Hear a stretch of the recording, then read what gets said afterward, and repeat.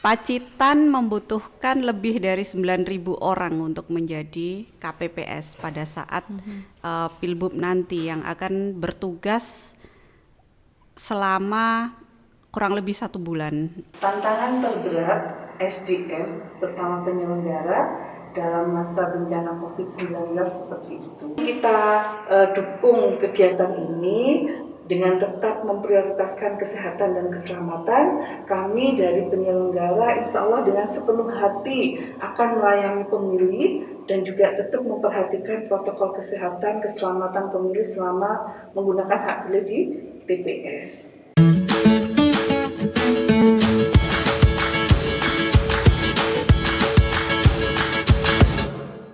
Assalamualaikum warahmatullahi wabarakatuh. Selamat jumpa Sobat Pemilih. Kita ketemu lagi setelah sekian lama KPU tenggelam di antara kesibukan pelaksanaan tahapan pemilihan Bupati dan Wakil Bupati Pacitan tahun 2020. Hari ini, saat ini saya mendapatkan tamu yang spesial, istimewa karena berkaitan dengan tahapan yang saat ini sedang dilakukan oleh KPU Pacitan, yaitu tahapan rekrutmen KPPS. Dan tamu saya ini adalah beliau yang mandegani divisi yang membidangi rekrutmen KPPS di KPU Provinsi Jawa Timur. Kita sapa. Selamat datang di Pacitan, Bu Rohani atau Mbak Rohani, biar kelihatan lebih akrab ya, Sobat Pemilih semuanya. Selamat datang di Pacitan, dan ini sepertinya sudah kesekian kali ya datang ke Pacitan. Monggo disapa dulu Sobat Pemilih semuanya yang ada di Pacitan. Kita akan ngobrol nanti lebih jauh dengan Mbak Rohani.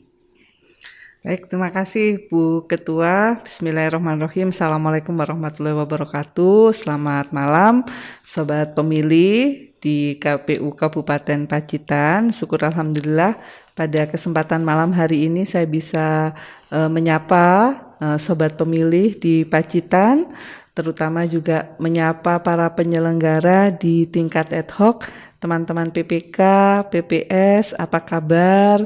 Mudah-mudahan sehat selalu, mudah-mudahan bisa menjalankan tugas dengan baik, tetap jaga kesehatan dan keselamatan bersama.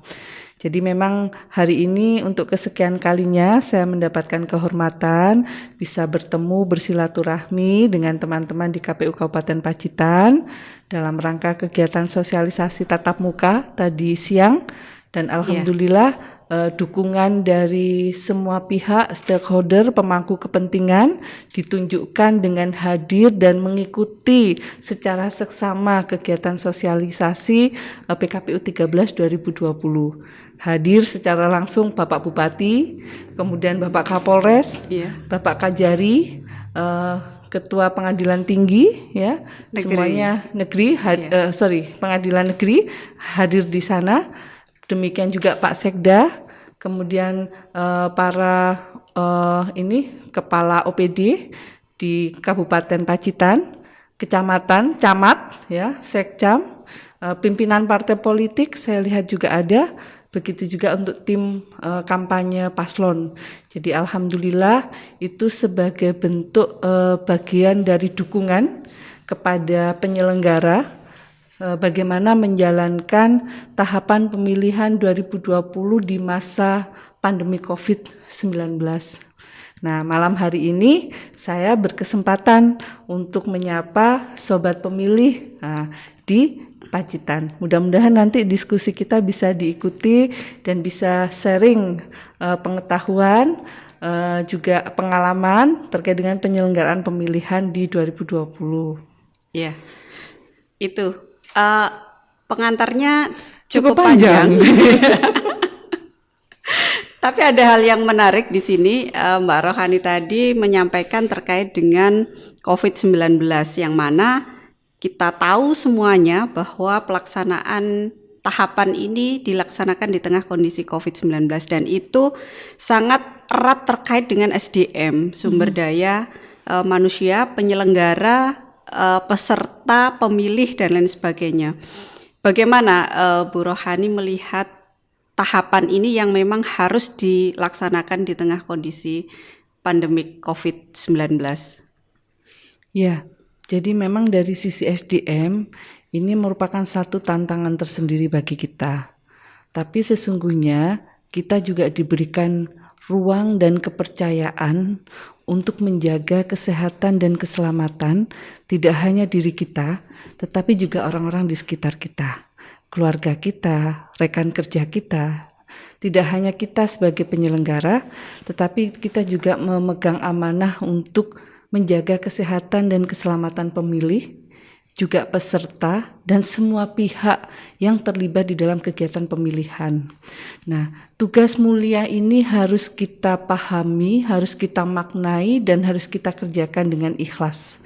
Artinya kalau kesehatan dan keselamatan ini sudah kita mulai disiplinkan dari diri kita sendiri, insya Allah nanti akan bisa membawa kebaikan untuk sekitarnya. Nah, tantangan terberat SDM, terutama penyelenggara, dalam masa bencana COVID-19 seperti itu. Tentunya komitmen disiplin menjalankan protokol kesehatan ini tidak hanya dibebankan kepada penyelenggara, tetapi ini butuh komitmen bersama dari seluruh pihak yang terlibat di dalam kegiatan pemilihan 2020. Apa yang akan terjadi di 9 Desember 2020 sesungguhnya merupakan bentuk cerminan yang sudah harus kita usahakan sekarang. Artinya, kalau sejak hari ini kita sudah disiplin menjalankan protokol kesehatan, insya Allah kondisi pengendalian COVID-19 di 9 Desember nanti sudah akan lebih kita kendalikan dengan baik. Jadi hari ini di samping kita punya tugas untuk menjalankan tugas-tugas tahapan, sesungguhnya kita juga punya tugas untuk melakukan pengendalian penyebaran COVID-19 dimulai dari diri kita. Jadi supaya nanti 9 Desember 2020 kita bisa memberikan jaminan keamanan dan keselamatan bagi pemilih, maka ayo mulai dari sekarang disiplin menjalankan protokol kesehatan itu kita terapkan. Iya. Terkait dengan tahapan yang akan segera kita laksanakan dan sudah mulai sejak 1 Oktober kemarin rekrutmen KPPS. Pacitan membutuhkan lebih dari 9.000 orang untuk menjadi KPPS pada saat Pilbub nanti yang akan bertugas selama kurang lebih 1 bulan untuk mengawal pemungutan dan penghitungan suara di TPS. Nah, kita tahu sendiri dalam kondisi seperti ini, barangkali kawan-kawan yang ada di PPK, PPS itu agak kesulitan untuk mendapatkan sumber daya manusia KPPS. Mungkin sebelum kita tanya lebih jauh terkait dengan persyaratan, mekanisme, dan lain-lain, Bu Rohani memberikan motivasi dulu kepada masyarakat untuk bisa menjadi KPPS, untuk mau menjadi KPPS, dan juga nanti triksnya untuk kawan-kawan yang ada di PPS bagaimana cara mencari KPPS yang berkualitas ini. Jadi bagi kami penyelenggara, situasi COVID ini justru merupakan tantangan bagi kita. Saya optimis teman-teman PPK dan PPS itu mampu menggerakkan masyarakat sekitar untuk berpartisipasi sebagai KPPS. Karena dengan menjadi KPPS dalam situasi COVID-19 seperti ini, justru kita juga akan bisa menjadi duta kesehatan dan keselamatan. Jadi kalau KPPS-nya sudah tertib, sudah disiplin, insya Allah kita sudah bisa menyelamatkan banyak pihak terkait dengan penularan COVID-19. Maka peluang mulia ini harus kita ambil. Kita diberikan panggung, kita diberikan kesempatan untuk berbuat baik, untuk saling bisa menjaga kesehatan dan keselamatan satu dengan yang lainnya dengan berperan sebagai KPPS. Nah, saya yakin teman-teman bisa termotivasi tentang itu. Apa sesungguhnya tantangan dan tugas kita sebagai KPPS di dalam kegiatan pemilihan di masa pandemi COVID-19. Ini tugas mulia, meskipun berat, tapi insya Allah kita akan bisa menjalaninya dengan baik apabila kita memang disiplin menjalankan protokol kesehatan. Kita mampu berperan untuk mengendalikan penyebaran COVID kalau kita secara pribadi dimulai dari diri kita disiplin menjalankan protokol kesehatan dalam setiap kegiatan kita. Nah, mari kita mengambil peran-peran itu, gitu ya. Jadi insya Allah untuk kegiatan pembentukan KPPS yang dimulai tanggal 1 Oktober dan akan berakhir di 23 November. Pembentukan KPPS ini seleksinya dilakukan seleksi secara terbuka, artinya akan dimulai dengan pengumuman pendaftaran, kemudian penerimaan dokumen atau berkas pendaftaran, dan selanjutnya dilakukan verifikasi secara administrasi atau wawancara apabila diperlukan, baru kemudian hasilnya akan diumumkan. Pada saat pengumuman hasil, kami juga akan membuka ruang untuk masyarakat memberikan masukan dan tanggapan terkait dengan KPPS yang akan kita tetapkan. Nah, atas dasar masukan dan tanggapan itu kita punya kewajiban untuk melakukan klarifikasi sebelum nanti akhirnya akan ditetapkan hasil seleksi. Nah, baru kemudian teman-teman KPPS akan memasuki masa kerja mulai tanggal 24 November sampai dengan 23 Desember 2020 selama 1 bulan. Nah, jadi ini kesempatan emas, kesempatan berharga bagi seluruh masyarakat untuk menjadi penyelenggara, untuk berperan aktif di dalam menjamin siklus ketatanegaraan di Pacitan, ya, supaya bisa mewujudkan, memfasilitasi terpilihnya bupati dan wakil bupati untuk 5 tahun ke depan. Jadi saatnya berperan dan saatnya kita mengambil peran itu. Ya. Kalau terkait dengan penyelenggaraan di tengah COVID ini, yang berbeda antara rekrutmen yang sebelumnya dengan rekrutmen yang saat ini seperti apa? Atau mungkin terkait dengan sumber daya yang dibutuhkan, sumber daya manusia yang dibutuhkan menjadi penyelenggara di tengah kondisi normal dan sekarang ini di tengah kondisi bencana non-alam. Ya. Ada perbedaan? Ada perbedaan dari segi mekanisme ada, yang kemudian dari segi persyaratan juga ada. Ada hal-hal khusus yang diatur di dalam peraturan KPU 13 tahun 2020 yang merupakan perubahan kedua dari peraturan KPU nomor 6 tahun 2020 tentang pelaksanaan pemilihan di tengah bencana non-alam pandemi COVID-19. Di dalam peraturan ini, kedudukan hukumnya peraturan ini merupakan peraturan yang mengatur hal-hal khusus sehingga bisa mengesampingkan aturan-aturan yang bersifat umum. Nah, hal-hal khusus apa saja yang diatur terkait dengan tahapan pembentukan KPPS? Yang pertama adalah soal prosedur. Nah, jadi dibuka prosedur rekrutmen itu, penyerahan dokumennya bisa dilakukan secara daring melalui dokumen elektronik, melalui surat-surat elektronik. Apabila memang tidak bisa dilaksanakan secara langsung, datang ke kantor desa untuk menyerahkan dokumen. Jadi Bapak Ibu peserta KPPS, calon anggota KPPS bisa mengirimkan dokumen pendaftarannya melalui surat elektronik. Kemudian yang kedua, terkait dengan persyaratan, itu juga ada hal-hal yang bersifat khusus di dalam pelaksanaan pemilihan dalam bencana COVID-19, antara lain usia. Jadi usia hari ini diatur minimal 20 tahun paling tinggi 50 tahun. Kenapa harus dibatasi usia ini? Karena faktor usia itu merupakan atau berpengaruh terhadap imunitas tubuh seseorang. Sehingga kelompok-kelompok rentan antara usia di atas 50 tahun untuk sementara ini tidak bisa kita akomodir sebagai penyelenggara karena pertimbangan-pertimbangan kesehatan seperti itu.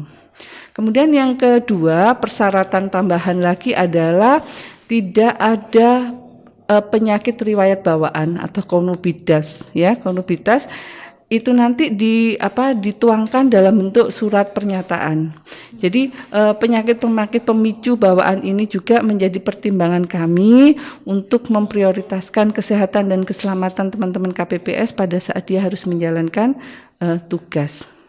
Nah, yang ketiga, ada persyaratan protokol kesehatan yang harus dipenuhi oleh anggota KPPS sebelum mereka menjalankan tugas, yaitu melakukan rapid test. Melakukan rapid test yang dilaksanakan pada saat masa pembentukan sebelum masa kerja dimulai. Nah, rapid test ini merupakan salah satu prosedur yang memang harus kita taati bersama. Teman-teman masyarakat tidak usah gelisah, tidak usah takut soal rapid test. Karena kalau misalnya rapid testnya hasilnya reaktif, itu bisa jadi memang kita harus istirahat dari aktivitas kita, ya. Artinya lebih baik tahu dari awal daripada nanti sudah kejadian, sudah ada gejala, itu malah lebih susah penanganannya. Jadi rapid test pun tidak semata-mata menunjukkan bahwa dia terkonfirmasi positif COVID, ya. Bisa jadi mungkin karena faktor kelelahan, sistem imunnya sedang turun gitu. Sehingga sekali lagi untuk rapid test ini bukan sesuatu hal yang menakutkan, tapi justru rapid test itu dilakukan untuk menjaga kita, mengantisipasi kesiapan diri kita sebelum memasuki masa kerja. Nah, itu sekilas gambaran terkait pengaturan khusus pembentukan KPPS dalam pemilihan di tengah bencana non-alat COVID-19. Iya.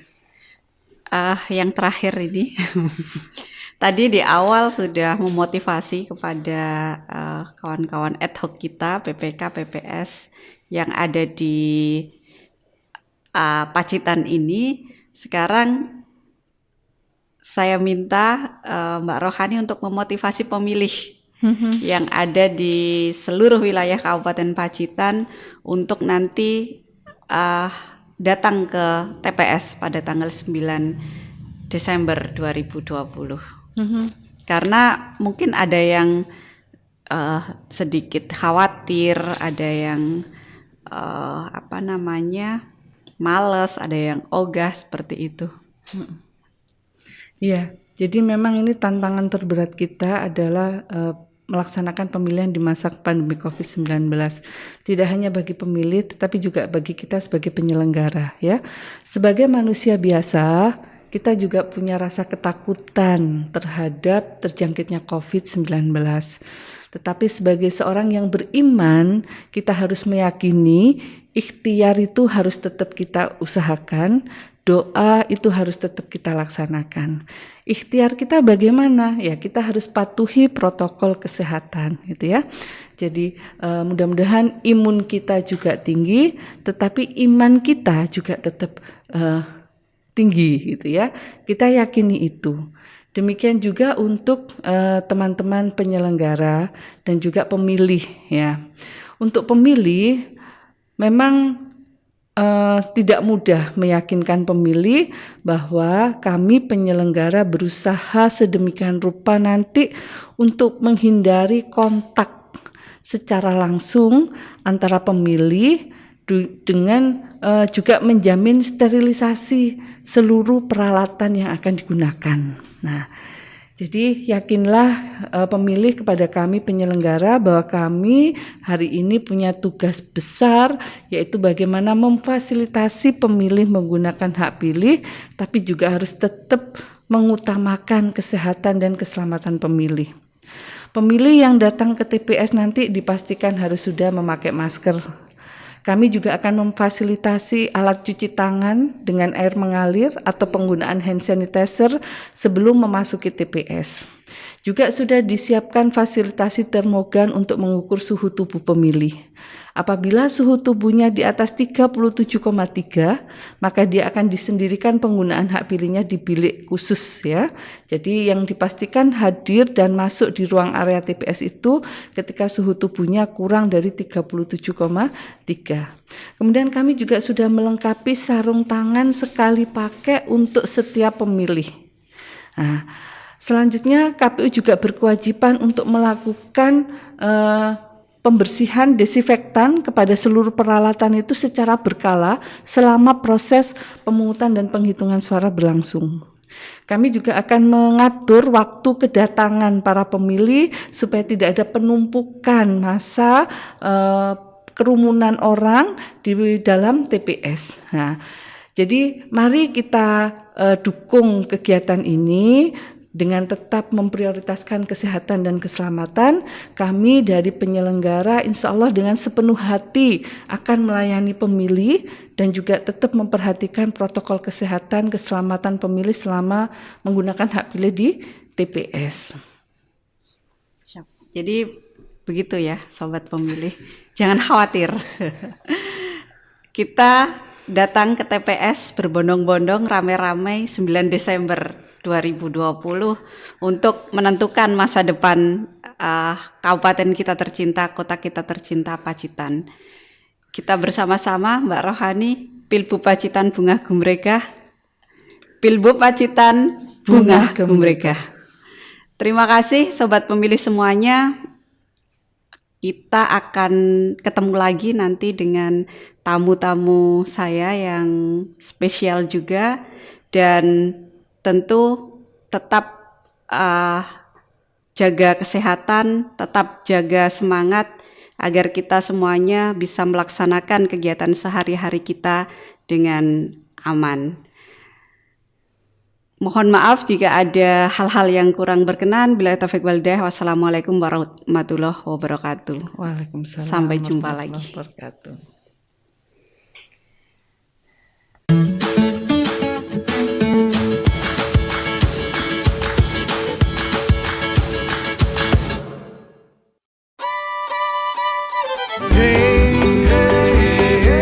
Marilah semua